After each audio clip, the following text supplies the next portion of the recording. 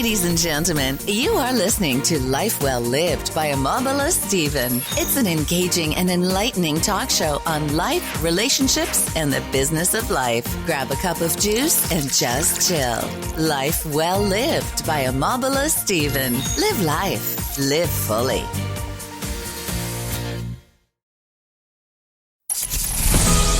Want to grow your business and take it to the next level? Well, here we all are, and we are going to show you how through hard work, perseverance, and a little help and know-how, you can take things to the next level and push the success of your business even further.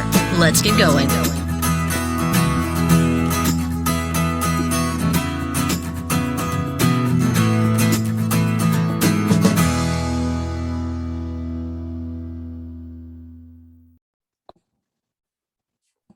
Good to have you on the show. This is Amabala Stephen, your host on Life Well Lived by Amabala Stephen.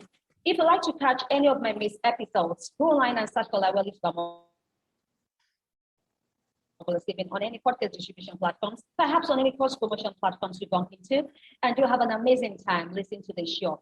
Today, I'm super excited to have Lisa and Deevo Tindall on the show. Now, Lisa is a visual storyteller, entrepreneur, educator, and wedding photographer, while Deevo is the intuitive, creative, strategist, and connector, and the proud owner of Fusion Photography. Now, welcome with me on the show today, Lisa and Deevo Tindall. Thank you for having us. We're excited to have this conversation with you. All right.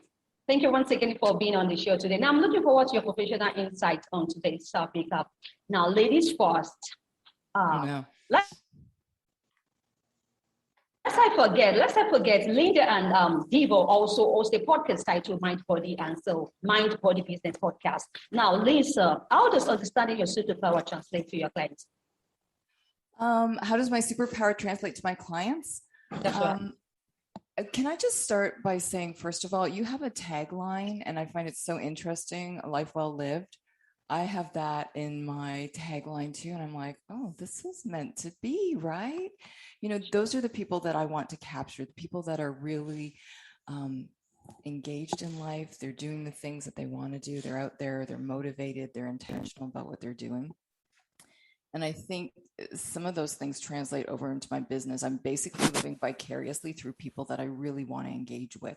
So whether it's capturing them with photography or with the business that Deevo and I co-own, Sprout Connectors, doing our branding and strategy and social media for people that we really want to connect with and that we align with. And I think that runs through with everything that you do, whether in life or in business, just being aligned with those people that either you can add value to or they add value back to you. And it's a relationship where you're both excited, you're engaged, you both feel like you're living your best life or a life well lived. Sure. Now, I understand that visual storytelling has become a growing trend in the multimedia space right now. I'm throwing this question to you, Deevo. So why should I involve more storytelling, like from a brand, instead of merely posting content? Why should you utilize storytelling for your brand as opposed to just posting content? Right. Well, I guess you could just post content if you wanted, but nobody's going to really pay attention to it. So at the crux of who we are as humans, everything we do is about telling our story or listening to other people's stories, whether it's stories of your childhood, whether it's stories of how you got into business, whether it's a story of how you trademarked Amabala Stevens and why you did that, because I've never seen that before. Everything that we do in our life is centered around a story. And if you think about the relationships that you have in the physical world, when you're talking to somebody at a networking gathering, or you're having wine with your friends, or you're sitting with your partner over a romantic candlelight dinner, at the core of everything we do, we're engaging in storytelling with each other. And so other people who watch us socially in the virtual world, or other people who we're friends with, we connect with people based upon a common theme within our stories. Or maybe I admire my neighbor across the street because he has the most brilliant yard I've ever seen. And I'm like, I really want to understand why he's so purposeful about his yard. And so I engage with him in a conversation, and I find out that, you know, through his story of life, I find little parts of him that resonates with me. And so when we talk about our brand, and we're selling whatever we're trying to sell, as opposed to just blasting people with what we're selling and throwing products at them, we want to tell a story about the product and what problem does it solve, or tell a story about ourselves and our value proposition and the things that we do and the things that we love and the things that we're passionate about. Because when people hear those and people see those, they think, wow, Oma Ball is just like me. She had this, she did that, she does this. I sort of really like that piece about her. And so I start following that because you inspire me, or I have resonance with you, or there's some piece of you that's also in me. And so through those stories, through that fabric, we weave together parts of you and parts of us, and it allows us to kind of engage and build trust with you. I think we are all confused when we go on social media as well, because everybody ends up doing the same thing, and those feeds that they're putting the same memes out, or they're acting in the same way, they have no differentiation between their personality. There's no reason why you would follow them or why you would be engaged with them. It's as far as we're concerned, there's a million photographers out there. There's a million people doing social media branding and all of that. What differentiates us? And it's the stories that we tell, why we're doing things, how we're doing them, that personality that connects. So do you think I can use this strategy to win more leads? One more time, say that again. Do you think that I can use this strategy to win more leads? To earn more leads? That's right. Well, I think you need to reframe your objective. So social media, if we're talking about social media, or we're talking about branding in general, your branding strategy for social media should be in alignment with your branding strategy for your business, first of all. And your objective shouldn't be to get more leads, because to get more leads, you're thinking of it from a revenue-based model. Social media is not a revenue-based idea, nor is branding in of itself. There's two types of branding. There's branding design, and then there's branding and marketing. And if you're trying to just specifically going after leads, you should be doing things like paid advertising and that sort of stuff, because that's going to be aggregating one-off, one-to-one relationship. You pay for something through advertising, you get someone to respond to that and engage in a lead. But what you really should wrap your head around when it comes to branding and your marketing and your business is, how can you show up in a consistent capacity and on a regular basis and strategically align your brand message to what it is you're trying to run your business with, or what are you trying to sell. And instead of trying to go after leads, talk to people, engage in conversation with people, build trust, build rapport.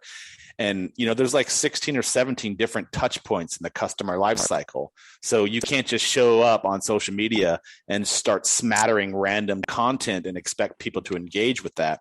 You have to get on social media and talk about a message that aligns with your business, because then you're going to be aligning with a very specific type of audience that resonates with your business and your brand message. And that ultimately will lead to getting leads, but you shouldn't come at it from the standpoint of, I'm looking for more leads. Does that make sense? But doesn't that represent how we create friendships with people and relationships with people too? Mm-hmm. If we want a long-term relationship with someone, we're not going to go and we're not going to. I think we've all been on those dates, those first dates where someone is selling themselves to you and they're telling you all the things that they do and how great they are, and it's a little off-putting. But if you want a long-lasting relationship, you're not looking for, okay, if I'm really nice to this person today and I show them all my stuff, what am I going to get in return? It's the same with social media or anything. You're in it for if you want to create those loyal relationships, you're in it for the long haul. And a lot of our clients want to know what's the ROI, what are the KPIs, they want to know what the results are when they're just starting. It's the long game, just like any good relationship is. Yeah, now, the question is, what are some important questions that brands need to ask in order to find their why in terms of brand focus? Understand. So how does a brand uncover their purpose and their why? You're going to answer that first? I'm just going to start and I'll let you answer that too. But I think as with our lives, our business needs to have that same sort of build up around it. If we're confused about what we're doing in our life, we're not getting anywhere. If we're confused with what we're doing in our business, we're just going to be on that hamster wheel forever. And our clients are going to be confused as well. So with anything, you need to start with that purpose of why you're doing it. What's your purpose? What's your value? What are you going to be giving back to people? And then from there, build on it. And we go into businesses as well. And that's where we start before we do any social media, before we do anything for them to promote them. we're going to start doing with their brand strategy. And that takes a few days to do that. It's not just a quick one and done dirty thing.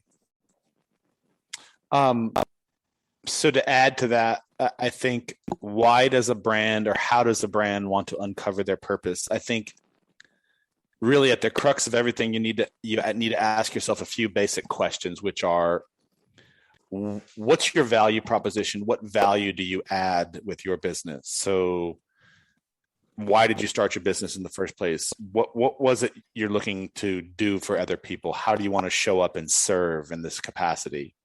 What's your superpower, in a sense of what do you do really, really well? And being able to hone in on those few qualities that you do really, really well. What are you really, really passionate about? And where does that intersection of what do I do well and what am I passionate about? Where does that intersection collide? And it's in that collision where you find out what you really love doing and what you're really, really good at, right? And that's your passion, right? What do you do that is different and unique than other people that do the exact same thing that you're doing? So there's lots of people who are podcasters. You and I are both podcasters.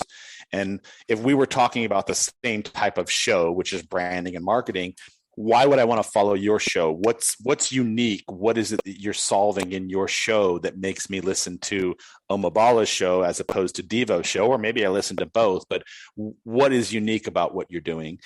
And once you sort of understand those questions, then you need to ask yourself, how do I want my brand to appear to my audience? What's the perception I want them to have? That's your brand messaging. And once you've outlined all of those things, you can really start to hone in on what the purpose of your company is. So what problems are you solving? What value do you bring to the table? Why do you do what you do? People don't care about your product. They want to know what's unique and why you're selling that product, and what are you going to do about telling me the story behind that product. And once you can answer those, you're very clear on your purpose, right? Share with my audience 10 ways to build a brand for a small business. How to build a brand for a small business? That's right. Well, I think it's everything we've just said. So if you want to build a brand, be very clear on your purpose of why you started this business. Be very succinct on the value that you bring to the table. Be very succinct on the type of people that you want to do business with. So do some exercises around honing in on your avatar, who it is you're selling to. Do you want to just keep rattling off? You want to jump in that? No, keep rattling. Again, and then once you sort of clear on your brand message, then you want to sort of start stepping into how you want to market this and how you want to show up in the marketplace. So is it website? Is it a storefront? Is it social media? And once you've sort of picked out a few of those low-hanging fruits, and I don't think you need to be a master on all of the platforms. I would pick out one or two that I'm really going to focus on, whether it's Instagram, Facebook, TikTok, whatever those are, LinkedIn. Pick out one or two of those that you really want to show up on, and really master that domain by getting out there and sharing your story with the world in a multi-diverse capacity. So you don't just want to talk about your product, for example. You want to talk about behind the scenes and what goes into making the product. You want to talk about how you run your business. You want to talk about the people in your business. You want to talk about the product and the value that it adds. But you don't sell. You just give stories. You give ideas. You give inspiration. You connect with people. You go out and you start connecting with people physically, virtually, and engaging in conversation. And over time, that process sort of self-capitulates and compounds, and it just grows. And that's how you start building a tribe of people who love what you do. And I think you need to know who that tribe is. Yeah. Everyone talks about finding your ideal client avatar. There might not just be one. I think a lot of people make you think that there's only one person that you're speaking to, but you might have a varying, a couple of different avatars that you're speaking to, but you need to know them. And you need to know as well, when we're talking about developing relationships and relating it to personal relationships, it's the same way within a business. How would you want to speak to someone? How would you want them speaking to you? Who are you following and why do you follow them? What's resonating with you? What's going to resonate with that client that you're trying to speak to?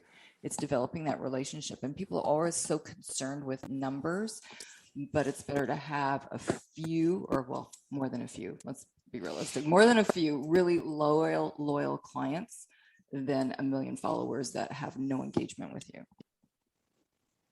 That's a good point. And if I may just add one final piece